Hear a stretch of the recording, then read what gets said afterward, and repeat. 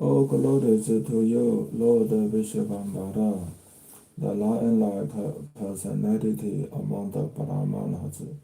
All glory to your devotees, who are just like bumblebees at your lotus feet. All glory to the life and the soul of Shri Paramananda Puri. All glory to the life and the wealth of Damodara Svarupa.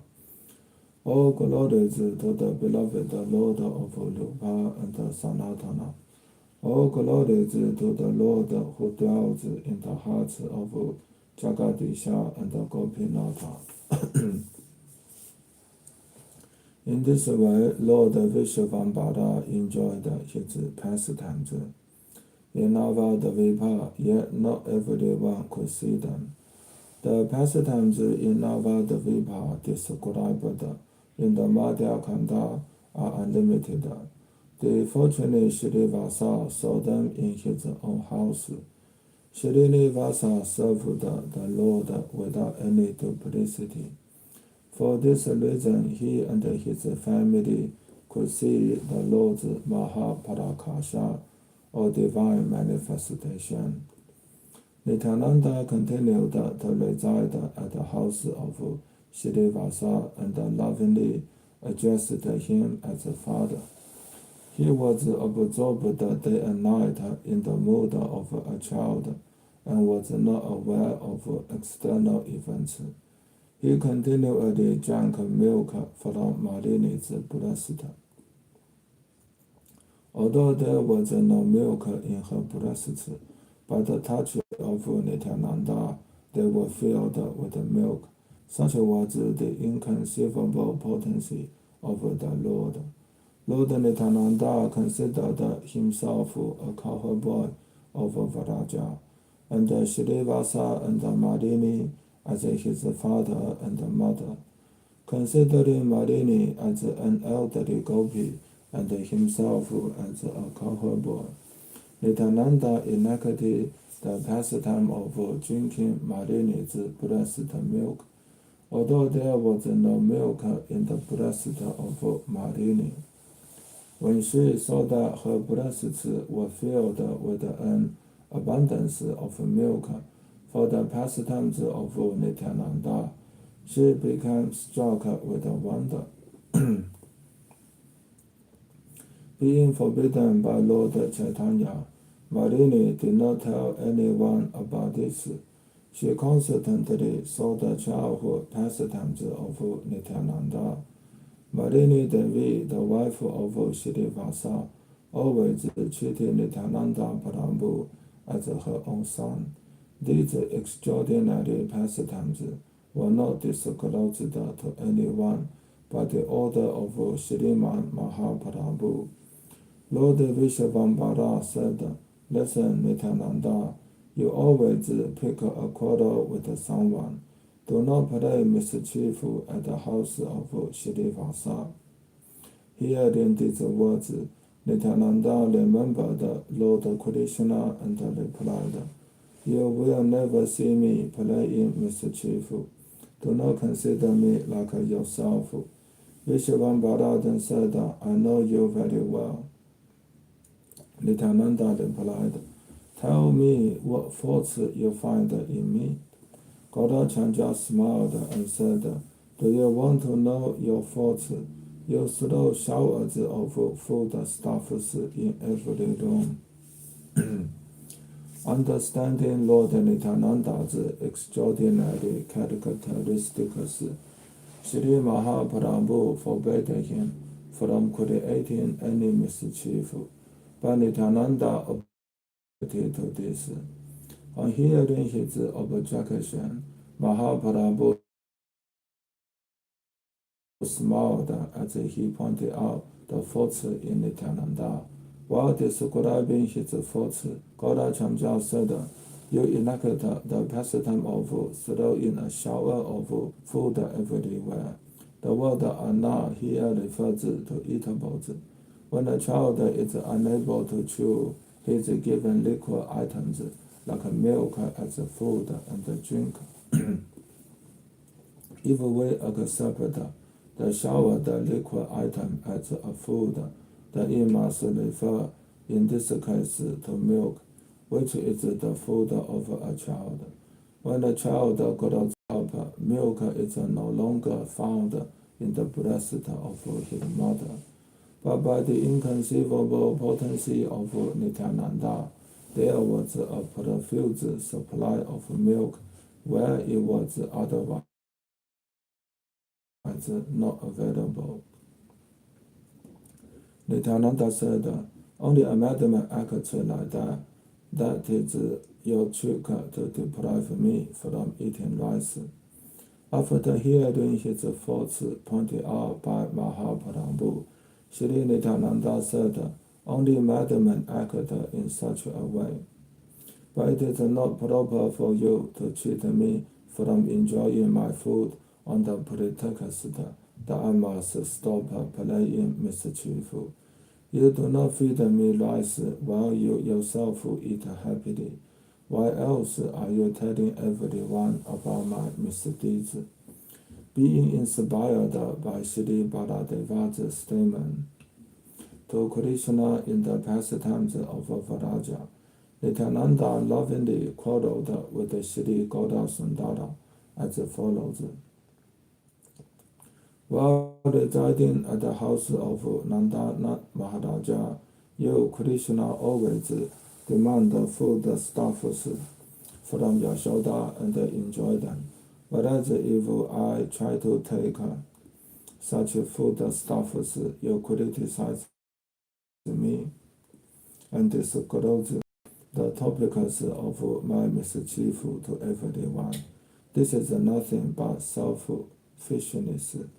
The Lord regularly ate at the house of Mata Sachi, not receiving his share there and being absorbed in the mood of Varaja. This while conversing with Gauda Sundara.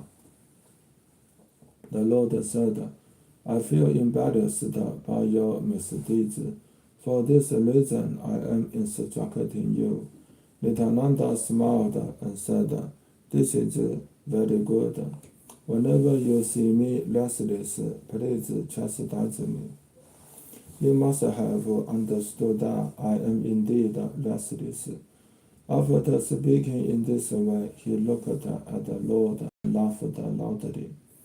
Out of ecstasy, Nityananda lost his external consciousness and forgot what he was doing. He then removed his clothes and tied it on his head. He laughed as he jumped about and staggered like a junker around the courtyard. We see that being inspired by his transcendental Vraja pastimes, Nityananda removed his clothes and tied them on his head like a turban. These activities are simply Nityananda's reenactment of his Vraja pastimes. While absorbed in bliss and completely devoid of external, Nityananda Prabhu was at that time an adult, but his imitation of childish activities completely bewildered the minds of people who are dependent on sensual perception.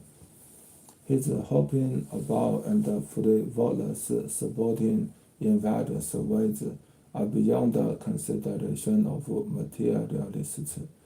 Seeing Nityananda without any Vasa and Haridasa understood that these pastimes were to teach some lesson. Vishvambara called out, what are you doing? It is not proper to act like this in a householder's house. Srimad Mahaprabhu was the covered fountainhead of all incarnations. He never agreed to display his conjugal pastimes of Krishna. That is why he loudly protested such mischievous activities of Nityananda and said that it is extremely objectionable for an adult to wander about like a boy without any clothes on. A little while ago you asked, am I a madman? But now you are contradicting your own words.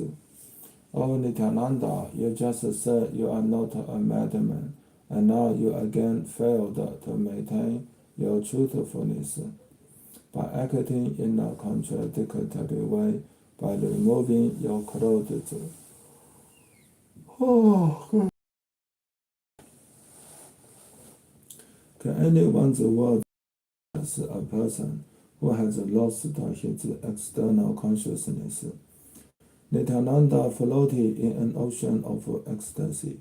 Can one who is not aware of the external world feel shamed by arbitrary talk?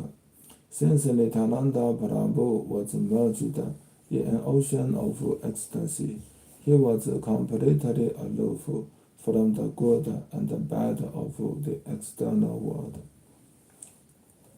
The Lord then personally caught hold of Nityananda and addressed him.